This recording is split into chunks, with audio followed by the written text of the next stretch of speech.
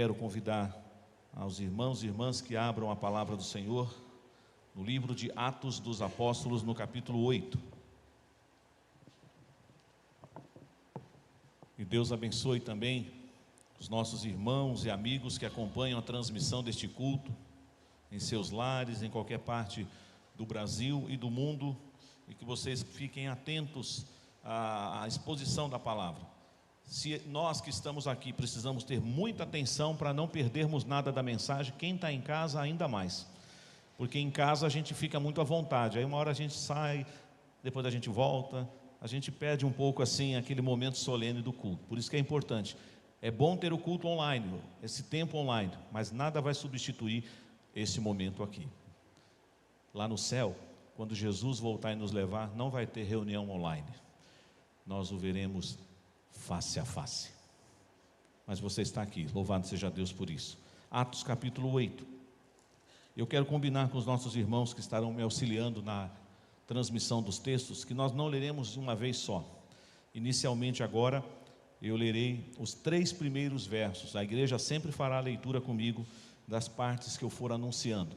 E iniciaremos, muitas vezes a gente acha que não é aqui que começa o versículo 1, mas o versículo 1 do capítulo 8 começa com essa frase: e Saulo consentia na sua morte. Vamos começar a partir daí, vamos até o versículo de número 3. Leiamos, igreja.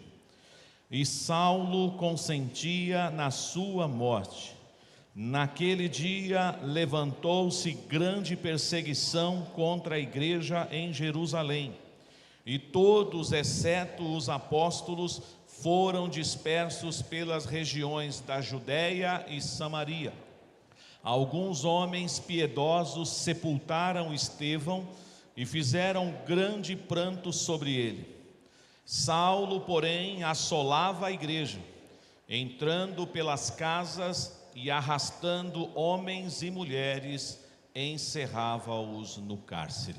Vamos orar mais uma vez. Senhor, continua sendo exaltado e glorificado através de cada um de nós, porque o Senhor nos fez para o louvor da sua glória. E que agora a tua igreja aqui, ao ouvir a exposição da tua palavra, ela continue te exaltando, glorificando o Senhor. E que o Senhor fale ao nosso coração, que o Senhor nos mostre o caminho por onde devemos andar. Nós agradecidos sempre seremos, ó Deus, porque a tua palavra é viva, é eficaz. Ela é lâmpada para os nossos pés, ela é luz para o nosso caminho e ela fala ao nosso coração. Usa o teu Santo Espírito para iluminar o meu coração e o coração da tua igreja nesta noite. Nós oramos em nome de Jesus. Amém.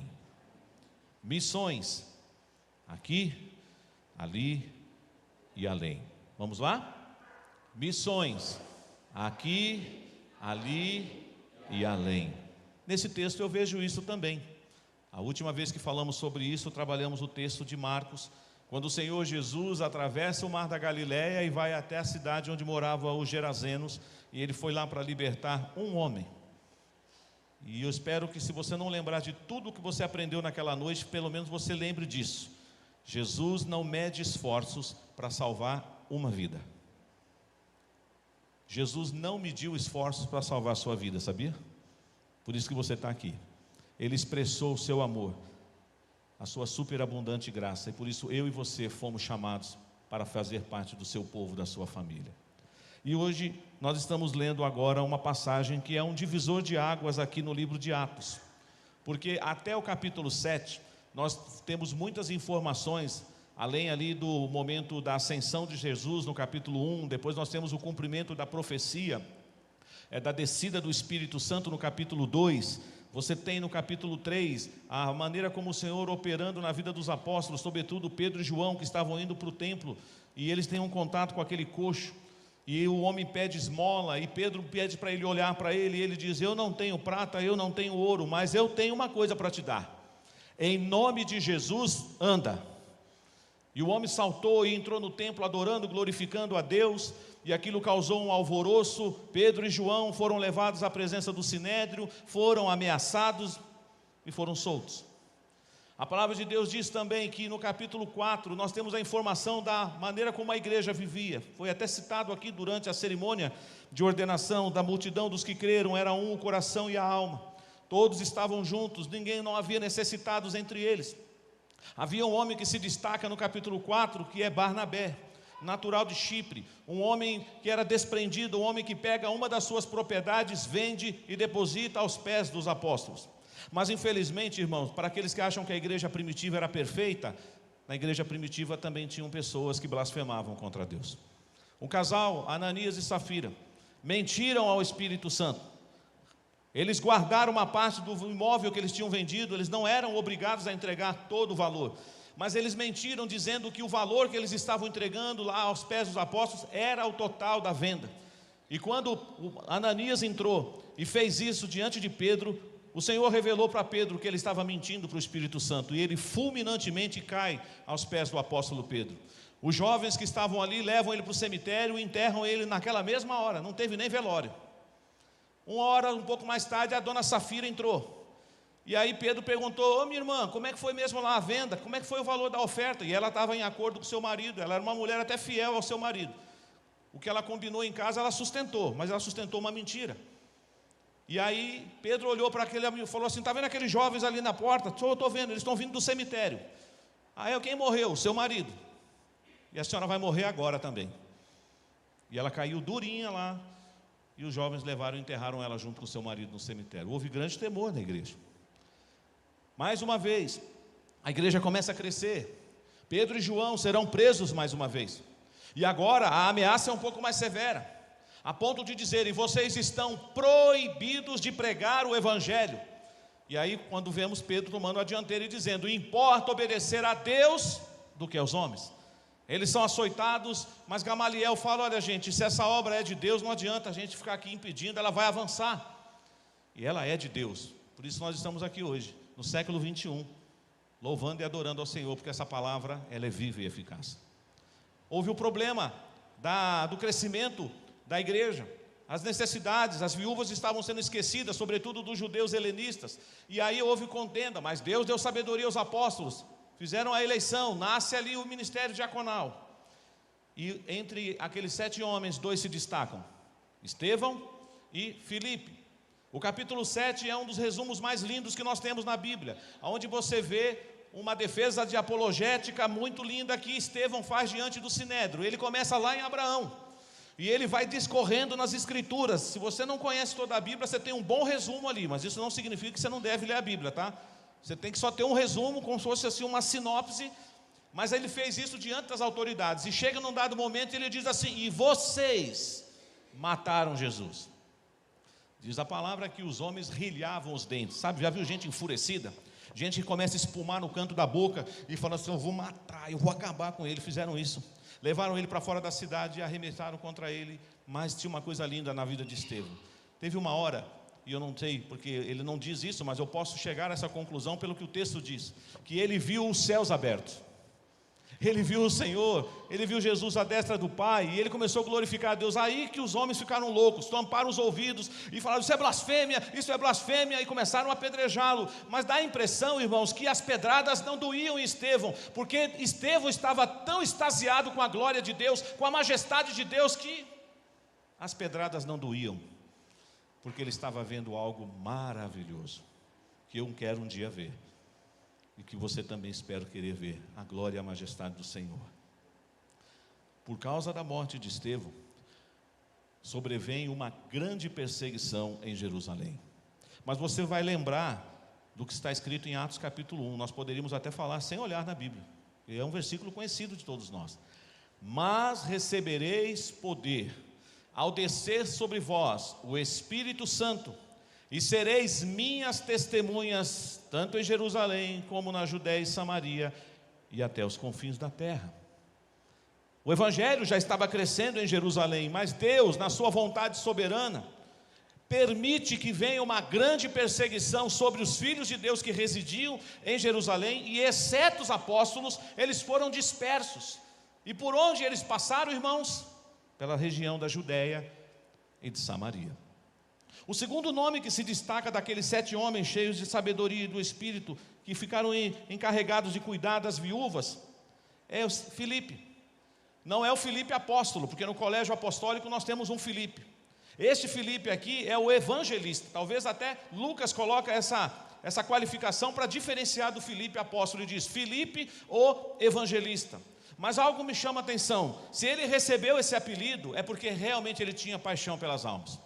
Não iriam dar um apelido desse para Filipe se ele não fosse um homem que ficava assim, desejoso de compartilhar a maravilha de Jesus com as pessoas. E a palavra de Deus nos diz então, que ele, juntamente com todos aqueles irmãos que foram dispersos, vão chegar nas regiões além de Jerusalém. No Antigo Testamento, irmãos, a gente tem uma coisa muito interessante: todo mundo queria ir para Jerusalém, era o centro da adoração, às vezes até pessoas de outras nações, como nós vamos ver daqui a pouco aqui, o etíope. O que ele veio fazer? Saiu lá da Etiópia e veio adorar em Jerusalém. Era assim, o centro da adoração assim era ali. Claro que teve a divisão das tribos, depois tem lá o Monte Gerizim, mas vamos pensar ali, no templo. Mas agora você percebe que após o Pentecostes, é a partir de Jerusalém que a igreja se espalha. A igreja não fica só em Jerusalém, ela vai além, chega até os confins da terra. Agora tem uma informação aqui: tem um homem que estava presente lá no apedrejamento e na morte de Estevão. O nome dele é Saulo. E o que a Bíblia fala a respeito dele? Verso 3: Saulo, porém, assolava a igreja. Tenta imaginar, por que essa palavra? É forte, não é? O que é uma pessoa que assola um lugar? Devastava, destruía. Só para você ter uma ideia, se nós pudéssemos pegar esse salão, esse templo aqui, e levássemos para aqueles dias, e Saulo de Tarso entrasse por aquela porta, ele ia quebrar tudo aqui dentro. Ele ia prender pessoas, ele ia arrastar homens e mulheres para a cadeia. Aí você diz: nossa, pastor, está bem que não funciona assim mais, né? Mas tem lugares no mundo agora, que você sabe disso, que irmãos estão correndo esse risco. Nós não, e por isso às vezes nos acomodamos. Mas o texto diz que esse homem, que não sabe o que lhe espera, eu gosto disso, Deus às vezes tem um bom humor, sabe? Deus fala assim: você não sabe com quem você está mexendo, rapaz. Você não sabe com quem você está mexendo, porque eu tenho um propósito para a sua vida. Saulo está achando que está fazendo a vontade de Deus, pasmem. Ele era tão zeloso que ele achou esse bando aí de hereges, seita do caminho, do Nazareno: eu vou matar todos eles. Mas Jesus marcou um encontro com ele na estrada de Damasco. E de perseguidor da igreja ele passa a ser perseguido. E depois o nosso Senhor Jesus, ele é um missionário, o bandeirante do Evangelho do Novo Testamento, que vai levar a mensagem em lugares onde o Evangelho nunca chegou, que vai discipular, que vai treinar homens que vão levar o Evangelho para lugares que Paulo não pisou, mas o Evangelho chegou lá. E hoje nós estamos aqui no Brasil, porque um dia, pensando um pouco na nossa amada denominação, Deus trouxe um jovem dos Estados Unidos para pregar o Evangelho entre nós. E há 165 anos a nossa igreja está presente nessa terra, chamada Brasil. Mas a perseguição veio. A perseguição veio. E agora, irmãos, o que fará os irmãos que foram dispersos? Não podem mais se reunir nas casas, não podem mais tomar as refeições com alegria e singeleza de coração, não podem partir o pão, não podem ir ao templo como eles faziam. O que vão fazer esses irmãos? Vamos seguir a leitura. Versículo 4 até o versículo 8. Entre mentes os que foram dispersos iam por toda a parte pregando a palavra. Parem aqui. O que é que eles ficaram fazendo depois que eles foram expulsos? Bom, vamos para casa, vamos arrumar algum lugar para a gente morar. Fomos expulsos da nossa terra, não podemos voltar para Jerusalém. Vale a pena fazer uma ressalva aqui: nem todos, além dos apóstolos, foram embora. Algumas pessoas certamente ficaram em Jerusalém, mas esse grupo aqui, talvez um grupo ligado ainda a Estevão, ligado aos helenistas, mas há uma grande probabilidade que foi uma multidão mesmo que foi dispersa. Os apóstolos permaneceram lá em Jerusalém. Deus ainda usará esses homens como fosse ali um quartel-general, e os apóstolos visitarão os campos, visitarão as igrejas nascentes, e vão observar e vão confirmar, e Deus usará os apóstolos para cumprir a descida do Espírito Santo, como aconteceu em Jerusalém, vai acontecer em Samaria, vai acontecer na casa de Cornélio. O Senhor vai usar esses apóstolos ainda. Mas percebam, irmãos, o texto diz que entre mentes, enquanto eles estavam saindo, fugindo, porque a perseguição era grande, eles foram por toda a parte fazendo o quê? Pregando a palavra de Deus. Ontem eu achei tão lindo o hino da UPA. Eu não conhecia mesmo. A letra é linda, a melodia também. Mas fala que temos que pregar o Evangelho no Brasil, anunciar em todos os lugares, não só os nossos adolescentes, mas todos nós. Portanto, irmãos, olha que coisa linda, a igreja que está sendo perseguida, que está debaixo de grande perseguição, ao sair de Jerusalém, não sai apavorada, não sai desesperada, não sai murmurando, não sai apenas reclamando, certamente chorando. Mas aí a gente lembra do Salmo 126, quem sai andando e chorando, voltará com júbilo, trazendo os seus feixes. Os que com lágrimas semeiam, com júbilo ceifarão. Eles saíram pregando. Foram pregando o evangelho, mas um homem vai se destacar. E agora continuamos a leitura. Filipe, descendo à cidade de Samaria, anunciava-lhes a Cristo. As multidões atendiam unânimes às coisas que Filipe dizia, ouvindo-as e vendo os sinais que ele operara. Pois os espíritos imundos de muitos possessos saíam gritando em alta voz, e muitos paralíticos e coxos foram curados. E houve grande alegria naquela cidade. Algo que você já sabe, judeus e samaritanos não se davam naquela época. O Senhor Jesus, enquanto ainda na terra com os seus discípulos, ele ousadamente ousou passar pelo território dos samaritanos. Ele ia conversar com uma mulher naquele lugar, a mulher do poço. E é interessante que Jesus, ele vai e conversa com uma mulher, a mulher não quer conversar com ele porque ele é judeu e ele pede água, e aquele diálogo que nós conhecemos muito bem. E Jesus passou 2 dias no território dos samaritanos. Judeus não andavam naquele lugar. E eu imagino que os discípulos, então, vendo o seu mestre fazendo aquilo, mais tarde vão ter que colocar em prática essa lição. E agora o evangelho chega à província de Samaria. Não sabemos se a cidade era Samaria, se era alguma das cidades ali, isso não é o mais importante agora. Mas o evangelho não é só para Jerusalém, o evangelho passa pela Judeia e o evangelho chega a Samaria. E uma coisa linda que acontece, o evangelho é pregado, Cristo é exaltado naquele lugar, e aonde Cristo chega, o inimigo sai. Aonde Cristo se manifesta, Satanás não fica. Você crê assim? Ele é o nosso Senhor. O inimigo tem poder, mas o nosso Senhor tem todo o poder, e aí Deus usa tremendamente. Alguns estudiosos têm dificuldade para entender isso, porque Filipe não era apóstolo, e como é que esses sinais e prodígios acompanhavam Filipe se ele não era apóstolo? Irmãos, embora o Senhor separou exclusivamente homens como Pedro, João, Tiago e outros para serem apóstolos, o ministério apostólico já acabou. Mas naquela época Deus usou outros irmãos, que até recebiam apelido de apóstolos, até Barnabé em algum momento foi chamado de apóstolo. Deus é Deus, irmãos. O poder não estava restrito apenas aos 12. Naquela época, sinais e prodígios eram feitos por intermédio dos apóstolos. Mas está aqui um diácono, um irmão que tinha sido eleito para socorrer as viúvas, as necessidades daquelas irmãs, mas um irmão que tem o coração que prega o evangelho, e Deus usa poderosamente esse irmão, porque os espíritos imundos de muitos possessos saíam gritando, e muitos paralíticos e coxos foram curados, pela instrumentalidade desse homem de Deus. Mas há uma coisa linda, que é a primeira marca de uma cidade quando se rende aos pés de Cristo, que é a primeira palavra que nós encontramos, ou uma das primeiras lá no fruto do Espírito: alegria. Alegria está no coração de quem conhece a Jesus. A verdadeira paz só tem aquele que já conhece a Jesus. E o versículo 8 melhor dizendo, diz: e houve grande alegria naquela cidade, porque o evangelho chegou ali. Perseguição. Os irmãos poderiam falar: vamos dar um tempo, vamos sossegar um pouquinho, fecha as portas da igreja, vamos cancelar os cultos, a perseguição está muito grande, depois a gente volta na surdina, uma reuniãozinha meia secreta. Não, enquanto eles estavam indo, passando pela Judéia e Samaria, foram pregando o evangelho.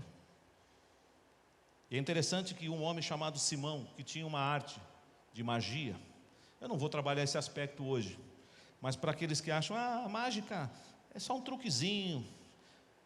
Magia tem a ver com obra das trevas, com bruxaria, feitiçaria. Às vezes a gente fala: não, pastor, o senhor nunca assistiu aqueles contos de fadas, tem bruxa? Eu já assisti, e eu não lembrei de Jesus quando eu assisti. Mostra as coisas do mal.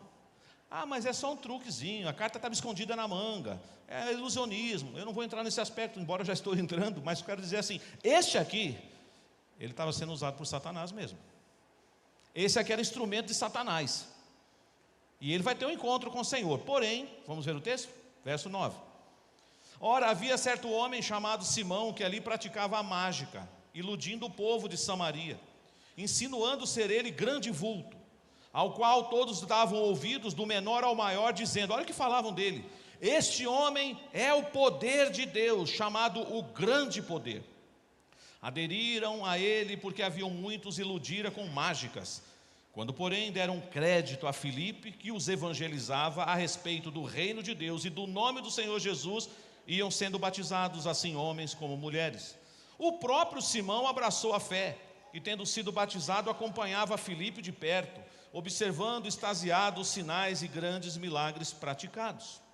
Simão, então, agora vai ter também um contato com o Evangelho, e ele que era chamado do grande poder, o homem todo-poderoso, ele agora vai ter um contato com aquele que é o todo-poderoso, e o Evangelho do reino está sendo pregado, o nome de Jesus está sendo anunciado, e ele abraça a fé, mas ele ainda não teve assim uma obra completa.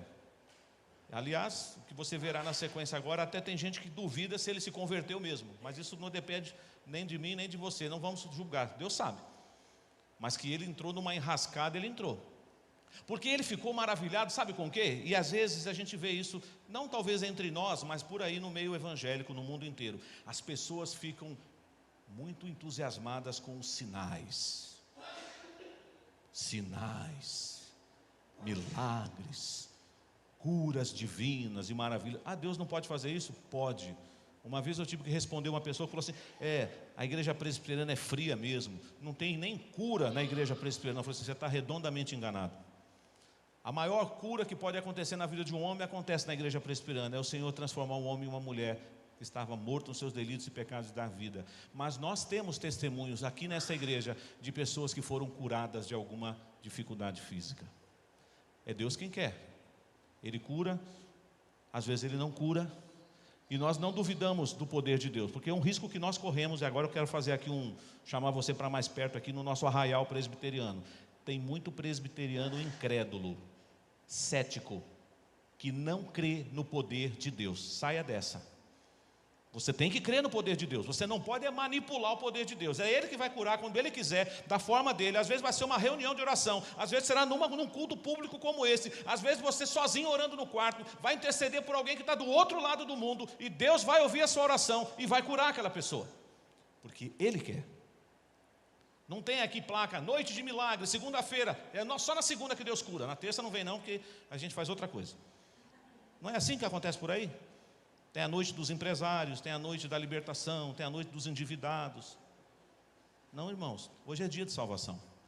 A mensagem é uma exortação para nós que servimos a Deus, mas se tiver alguém entre nós aqui que não conhece a Jesus, Deus pode salvar hoje. Ah, mas ele veio no culto errado, pastor. Essa mensagem não é uma mensagem evangelística. Quem disse?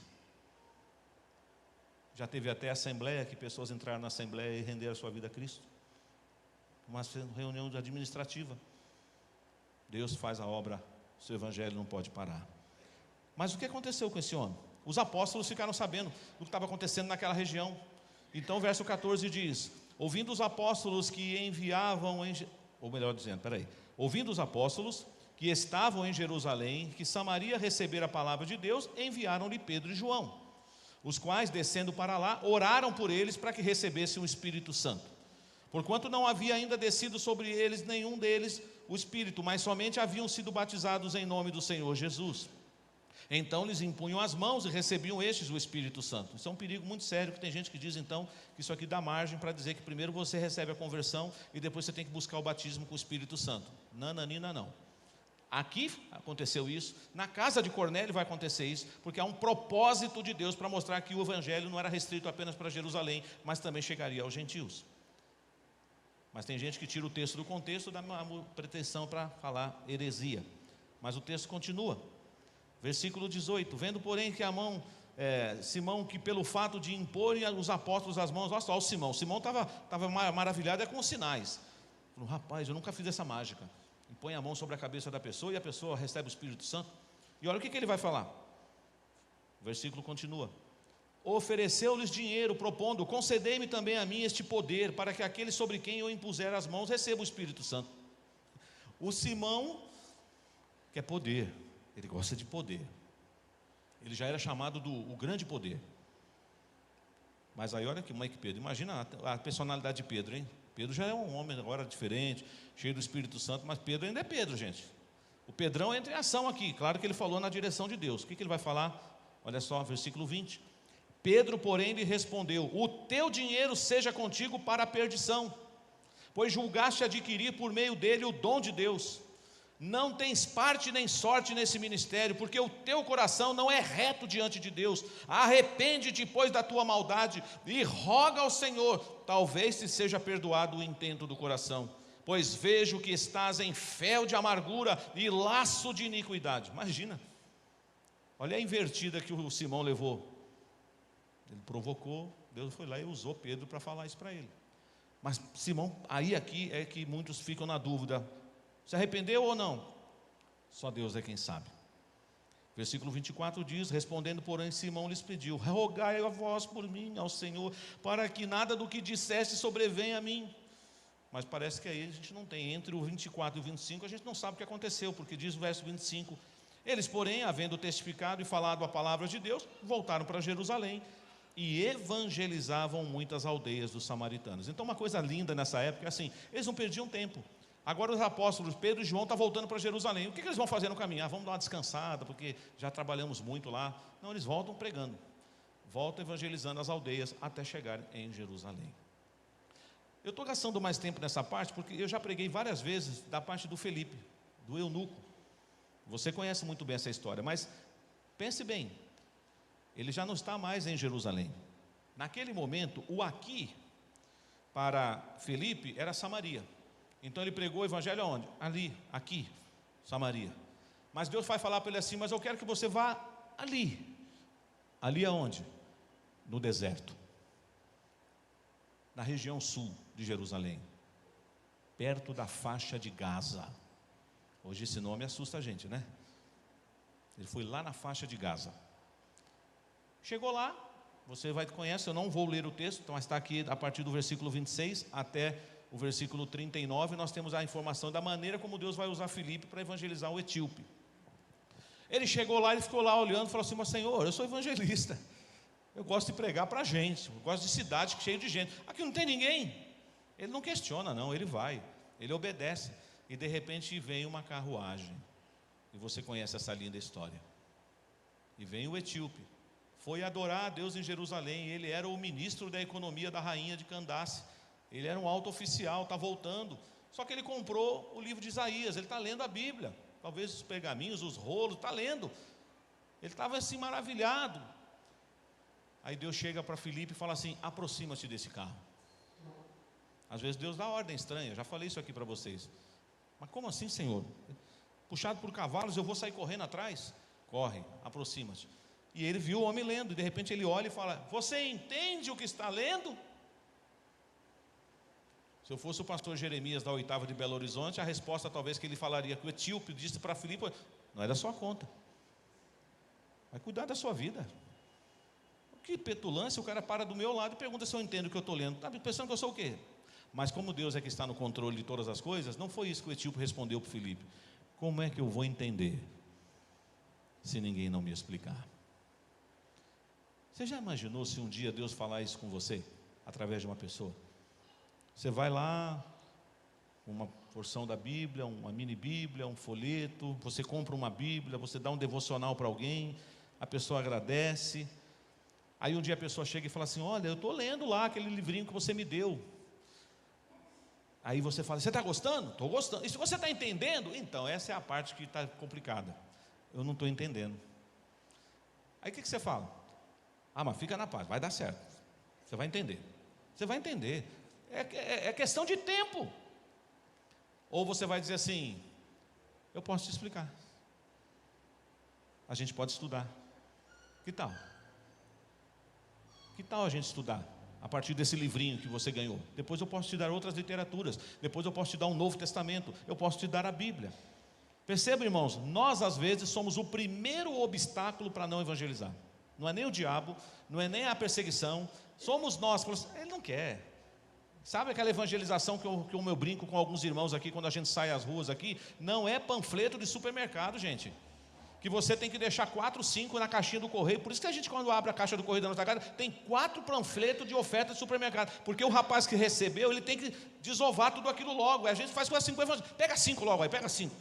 Não, é 1. E se voltar com um monte de folheto na mão, não tem problema, mas você entregou.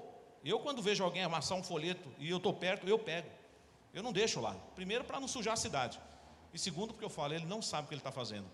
Ele está desprezando a palavra de Deus. Filipe obedece. Filipe sobe na carruagem. E não se preocupe, a carruagem está indo para a Etiópia. Filipe não é etíope, mas vamos embora. Depois Deus vai me trazer de volta. Eu vou na rodoviária lá, pego um ônibus, uma carruagem e volto. Mas não se preocupe que Deus é o Deus que também cuida do teletransporte, né?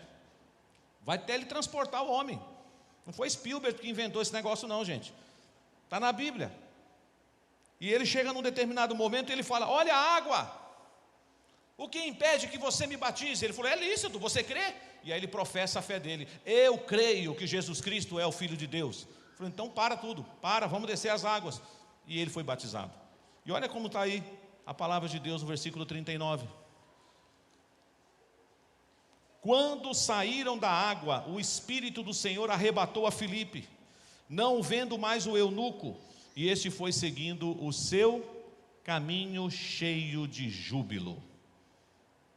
Mais uma vez, lá em Samaria, o que aconteceu depois que o evangelho foi pregado? Que vidas foram libertas, espíritos imundos foram expulsos, a cidade ficou tomada de quê? Alegria. Porque quando você rende-se aos pés do Senhor Jesus, é festa, é alegria. Basta uma alma rendida aqui na terra para ter festa no céu. Os anjos celebram diante de Deus por um pecador que se arrepende. Agora este homem que está voltando para a sua terra natal, ele volta com o coração cheio de júbilo, porque ele entendeu que aquela passagem que ele estava lendo era a passagem que falava do Messias, do seu Salvador. E ele se rendeu a isso. E aqui, irmãos, você conversa com vários estudiosos da palavra de Deus, para entender que a palavra de Deus não ficaria restrita apenas à Judéia e Samaria, mas chegaria aos confins da terra. Onde a palavra de Deus vai chegar? Na Etiópia. E quem pode, alguns talvez falar assim, talvez esse homem aqui virou um missionário, mesmo sem deixar a profissão dele, porque a gente acha que para você ser missionário você tem que largar tudo, né? Alguns casos sim, alguns casos o Senhor diz, sai da tua casa, do meio da tua parentela e vai, mas alguns podem continuar. Missionário sendo gerente, missionário sendo professor, missionário sendo bancário, missionário sendo feirante, missionário sendo comerciante, missionário cuidando da casa de alguém. Você é um missionário, você é uma missionária. Provavelmente esse homem levou o evangelho até a Etiópia. Mas e o Filipe? E o Filipe? Como é que ele vai voltar para casa? Ele está longe. Mas diz o texto, vamos ver aí, gente. Versículo 40. Ou melhor, é isso mesmo, versículo 40. Mas Filipe veio a achar-se em Azoto, e passando além evangelizava todas as cidades até chegar a Cesareia. Mas tem uma parte aqui que eu pulei e eu não poderia pular. Vamos voltar no 39. Quando saíram da água, o Espírito do Senhor arrebatou quem? Filipe.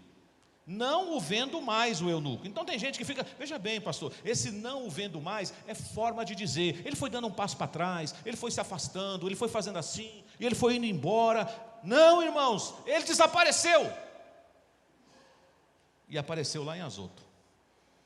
Ei pastor, tem que ter fé, hein? Mas Deus nos dá, porque o nosso Deus é o Deus que pode todas as coisas. E ele chega naquela região, e parece que em Cesareia, Filipe vai permanecer muitos anos da sua vida. Ali ele vai constituir uma família. Em Cesareia ele vai ter 4 filhas. E eu quero terminar a mensagem indo com você em Atos capítulo 21.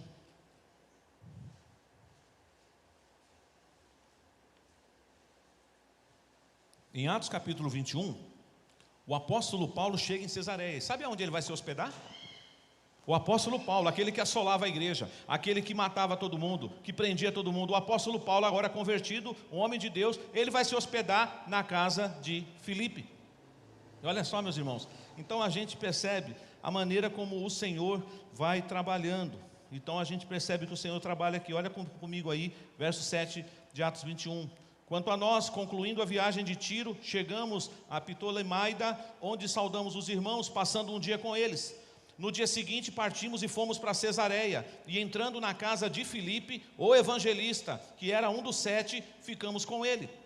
Tinha este 4 filhas donzelas, que profetizavam. Aí você diz, opa, profetiza? Como é isso aqui? E pregavam a palavra. além do homem ser evangelista, as filhas também pregavam. 4 filhas, 4 mulheres, 4 donzelas, a família de Filipe.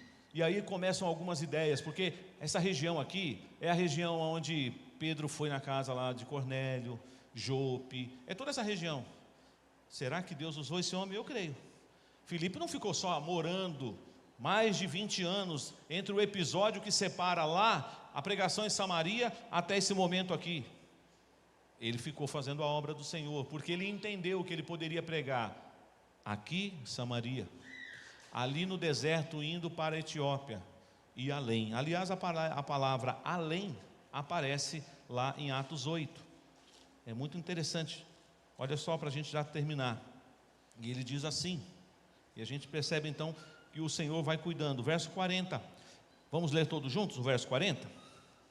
Mas Filipe veio a achar-se em Azoto, e passando além, evangelizava todas as cidades, até chegar a Cesareia. E nós, eu, você, estamos pregando aqui, ali e além. Temos muitas maneiras de fazer isso. A primeira delas é sendo mesmo eu e você um instrumento nas mãos de Deus. Podemos investir na obra missionária. Você pode adotar um missionário na oração, no sustento dele.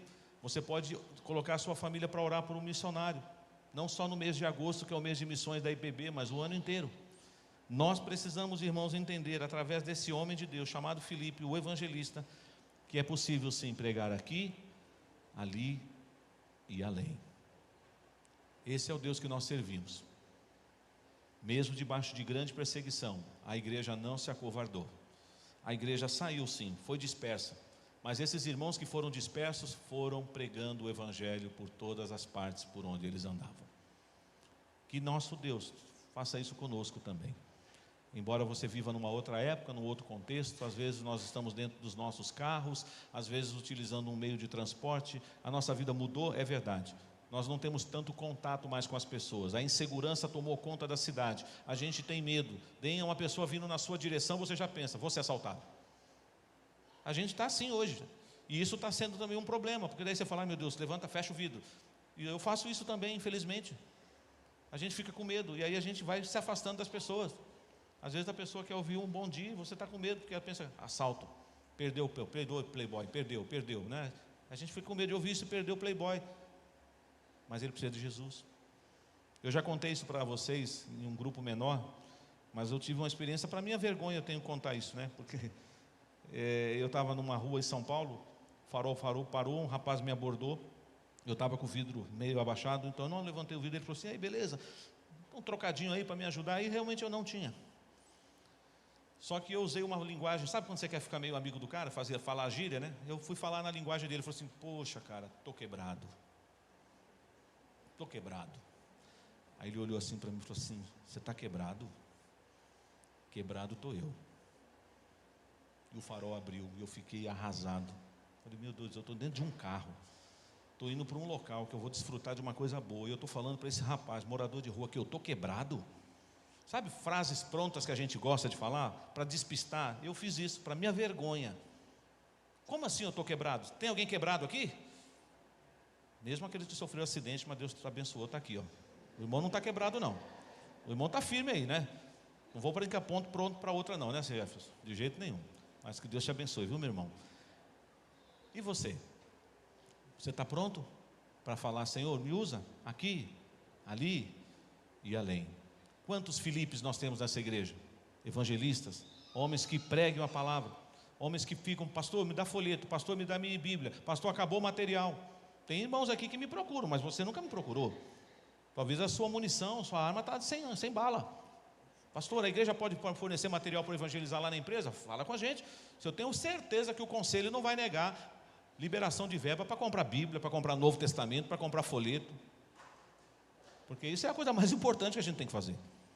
A gente pode comprar muita coisa para a igreja, mas nunca pode faltar no celeiro da igreja, na despensa da igreja, palavra de Deus. Se a gente um dia falar assim, a gente não tem dinheiro para comprar Bíblia, mas tem dinheiro para comprar outras coisas, fecha a porta. Fecha a porta e vamos embora. A igreja que investe em outras coisas, mas não investe na obra da evangelização, aí a casa caiu. Vamos pregar o evangelho, igreja? Nós somos forasteiros nessa terra, mas é a mensagem que o Senhor confiou a nós. Que Deus te abençoe e que você saia daqui, talvez pode ser ainda nessa noite, e Deus pode colocar uma pessoa diante de você, pelo menos um boa noite sorrindo. Boa noite, Jesus te ama, Deus te abençoe nessa semana. E se Deus já fazer poxa, primeiro boa noite, nunca ninguém falou comigo. De repente você vai gastar uns 10 minutos, não é gastar, mas investir, e Deus pode te abençoar. E você pode começar um bate-papo com alguém que será uma pessoa que Deus colocou na sua vida. Que Deus nos abençoe.